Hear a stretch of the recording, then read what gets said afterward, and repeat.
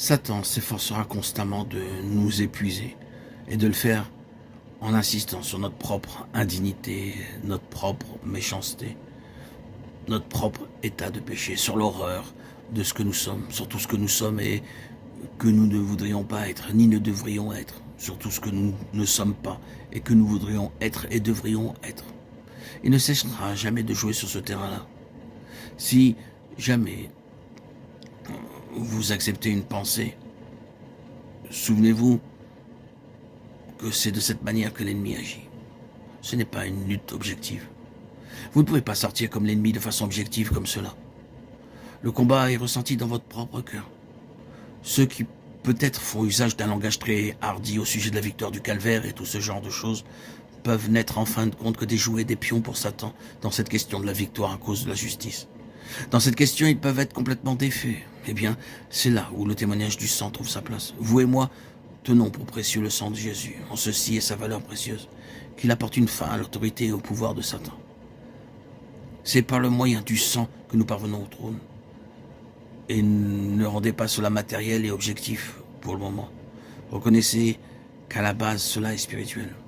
Il s'agit avant tout d'une ascendance spirituelle, d'un règne spirituel et moral. Mais si nous n'entrons pas maintenant en cela de façon expérimentale, il n'y a pas beaucoup d'espoir pour nous que nous y entrions en fin de compte dans les âges à venir. Nous devons connaître quelque chose de ceci dès maintenant. C'est fondamental pour régner avec lui. À plus forte raison, ceux qui reçoivent l'abondance de la grâce et du don de la justice régneront-ils dans la vie. Cela mène une position d'autorité sur un trône, dans un sens spirituel et moral, pour peser sur l'ennemi maintenant. Oh, que le Seigneur conserve cette parole dans nos cœurs. Frères, si notre cœur ne nous condamne pas, quelle place forte nous représentons intérieurement et combien celle de l'ennemi est vulnérable. Comment cela peut-il se faire? Combien plus le sang de Christ qui par l'Esprit éternel s'est offert lui-même sans tache à Dieu purifiera-t-il votre conscience?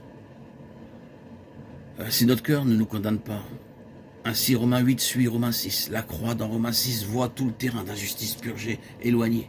Il n'y a donc maintenant qu'une condamnation.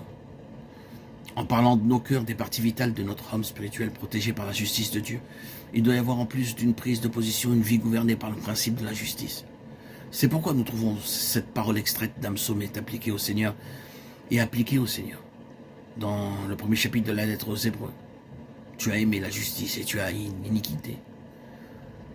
C'est pourquoi, ô Dieu, ton Dieu t'a oint d'une huile de joie au-dessus de tes collègues.